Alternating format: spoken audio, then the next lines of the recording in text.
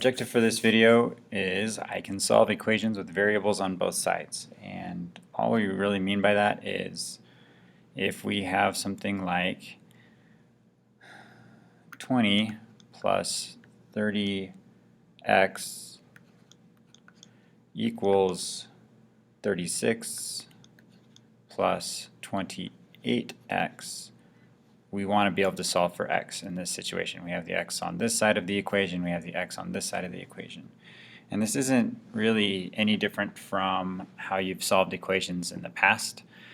It's the same steps before, and this is a habit thing maybe that we might need to break. Before we were trying to get the x by itself, and so our tendency is to divide by, in this case, 28 or divide by 30.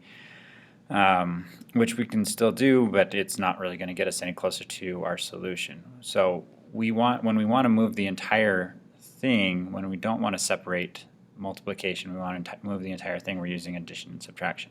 So I'm just going to go through this example really quick, and then I'm going to explain why it is that we want to be able to do this.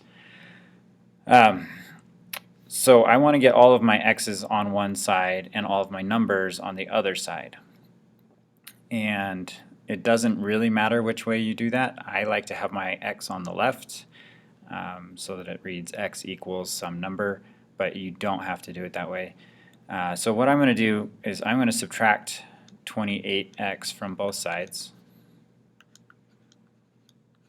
Okay, and I can do that, right? As long as I do the same thing to both sides of the equation, I can do anything I want to it.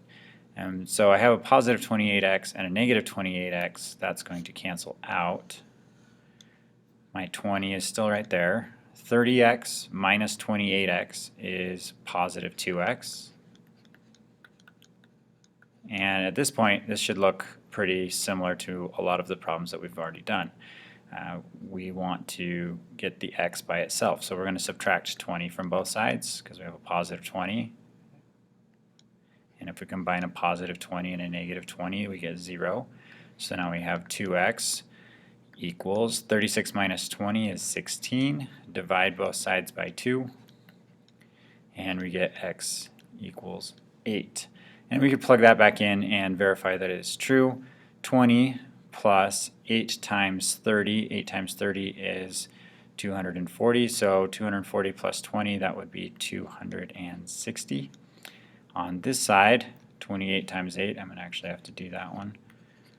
It's 64, 16 and 6 is 22, 224 plus 36 is also 260. So we did it right. That's always good to know. Okay, so now why is this important?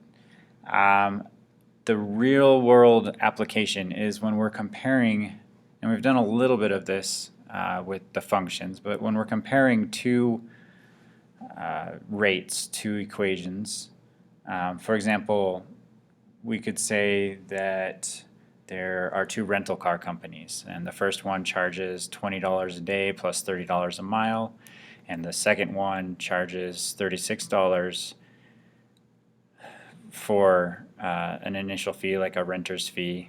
$20 for renter's fee, $36 for renter's fee, and then $28 per mile.